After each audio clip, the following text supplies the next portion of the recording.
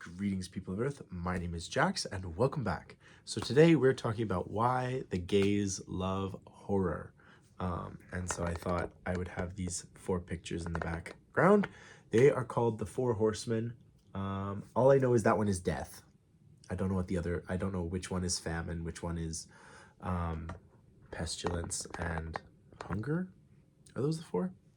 But anyway, I thought they're very horror-esque, abstract paintings. So I thought we would talk about it. So it's October. And in October, I basically love watching horror movies and all of that kind of stuff. I watched the newest Scream movie on the 1st of October, and then I watched the original Scream.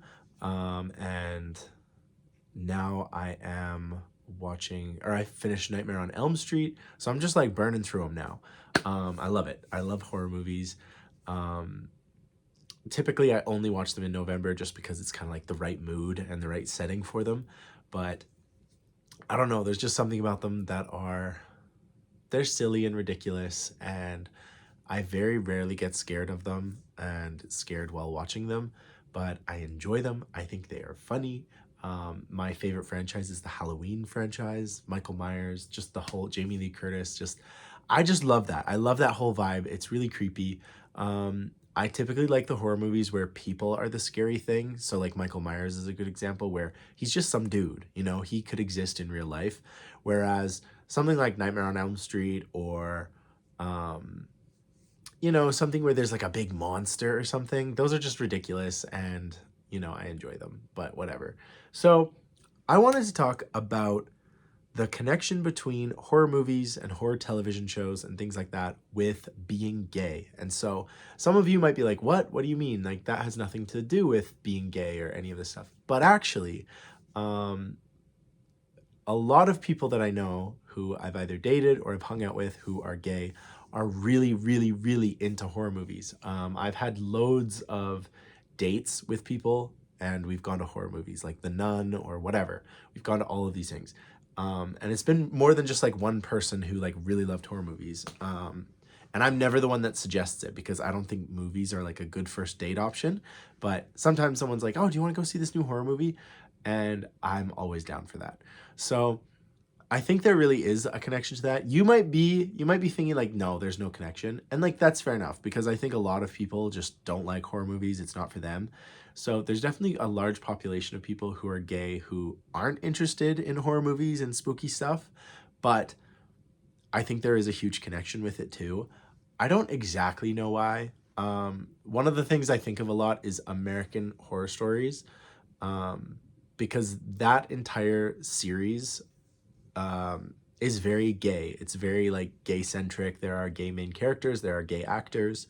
Um, it's very camp, and maybe that's like part of it. There's shows like Scream Queens, which if you haven't seen, you gotta go watch. But like very sort of camp, very gay, very LGBT coded. There's a lot of like sort of in jokes if you are able to understand them and things like that.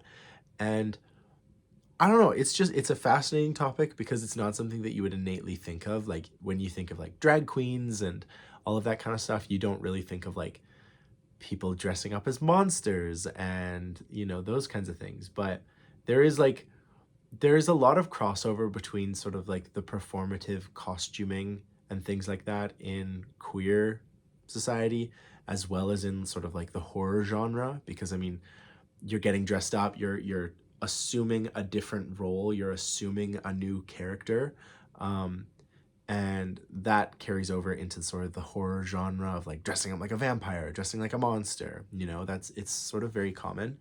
um, I also know like a lot of gay people are interested in shows like The Vampire Diaries, which itself isn't really a horror genre, but it's like gory and it's dark and there's blood and like there are like spooky moments and monsters and those shows and movies are very like present in the gay community and in gay culture. And I think it is interesting because you think of the gay community as sort of like a lot of people being like Yas Queen and like very high fashion makeup, very high fashion clothing, and you think of like brunches on Sundays and you know, there's a lot of things that you associate with the gay culture that you might not initially think is like congruent with the horror genre and the horror franchise. But I think there are some like strong ties, some of the stuff I've just listed. But it's also about like, I don't know, the horror genre is about sort of, it's kind of a counterculture. It's kind of a subculture, if you will, where, you know, everybody has these like standard tropes of like the pretty girl is the survivor, you have the final girl, you have like the people that go first, the gay best friend that always dies, you know, like there's like some like established tropes and established things that like resonate with the gay community, and like having like a gay best friend or having like a straight best friend bestie girl. um and so like I think a lot of it does resonate, and it's just it's curious to me that so many people, especially in North America, who identify as queer or LGBT also identify as like big horror buffs. They like watching scary movies. Um I did a video recently, not recently, but a while ago, about essentially like how gay men are kind of starved for physical contact, especially like through your teenage years while you're trying to like you don't want anybody to know you're gay and you're trying to figure out for yourself. And so then there's like a lot of this like difficulty with it. And so then by being starved for like physical connection and stuff, cuddling becomes like a really big thing, especially if you're a gay man. Like a lot of the people that I've known are really big cuddlers. They're really big on physical touch. That's almost always their like number one love language. And I think it's interesting. And the reason that ties to horror is because when you watch a horror movie, you like cuddle up together and you're sort of like hiding under the covers and that kind of stuff. And so, again, it's like another one of those kind of parallels or crossovers between the gay culture and the horror movie culture. And like maybe I'm reading into it a lot more than it is, but I think I've known enough people who are really into horror movies who are gay for it to be more than just a coincidence. Um, so yeah, and then there's also there's also like an element. Sorry, guys. There's also an element of basically like in horror movies and things like that, you're assuming a different identity, and like typically the monster or the person who is like the horror creator, like the creator of the terror, typically there's someone who is like on the margins of society. They're not usually like it's very rarely like the pretty cheerleader or like the quarterback that turns out to be the monster. Sometimes it is because they want to subvert your expectations, but a lot of times the the actual villain is like this marginalized character who was like betrayed or treated poorly, and they're getting their revenge, and like revenge is like a big point in it.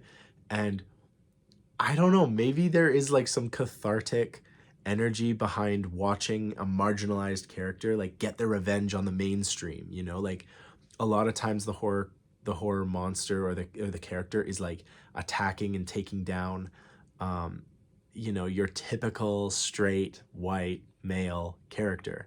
Um and so, you know, you do get that kind of element. A lot of the times the main character is usually like a gorgeous girl. Um and usually like and a lot of times she gets away, like she survives and she lives to fight another day essentially. And so like as a gay guy, like you're watching it and you're thinking of her as like kind of your bestie, and you're really hoping that she like survives and everything. And so yeah, there's quite a lot of elements that sort of contribute to that whole genre. um yeah, and like the elements of suspense and sort of keeping you on your toes and jump scares, like that all it all just sort of like combines into this very, I don't know, very appropriate genre for the gay community. And I know it sounds so weird and it sounds like kind of screwed up, but I think it's something that we've kind of adopted and really embraced in a lot of ways, like this whole campy, humorous, like ridiculous, over the top setting and scenario, and the characters act ridiculous, and you know the suspense of it all just really does build, and it's just for whatever reason it's so attractive. So I don't know. I think those are all of my thoughts on it. I'd love to know what you guys think. Do you think horror movies and horror television shows have a special place in the gay community? Um, I think Halloween in general has a big like place in the gay community. I mean, like everybody loves to dress up like, you know, very scantily clad characters, and they always joke that like Halloween is the biggest gay holiday, you know, other than maybe Christmas. But you tend to get a lot of gay people going really, really over the top, trying to absolutely nail their costumes, going to parties, going to haunted houses. Like there's a whole culture of Halloween that is like very gay centric. And I think, again, the idea of getting into a costume and being someone else, like gay people know what that's like. They've known what that's like their whole life, and they feel like, you know, the masking, the physical, the literal putting on of a mask, whereas you're sort of masking your true identity, especially when you're in the closet. Um, you know, there's lots of sort of metaphors and similarities. I mean, heck, in the closet, how often is a killer in the closet when you're like the main character's in their bedroom and they like hear a noise coming from their closet and suddenly the monster or the whatever comes out. So there's like a lot of coding there. There's a lot of similarities. I think there's too many similarities for it to be a coincidence. But like I said, I want to know what you guys think. Gay horror, what do you guys think? Are you someone who loves horror movies and horror television shows? Are you someone who doesn't like them at all, doesn't identify with them, doesn't vibe with them whatsoever? I would love to know. Um, yeah, happy spooky season. Like always, I will talk to you guys tomorrow.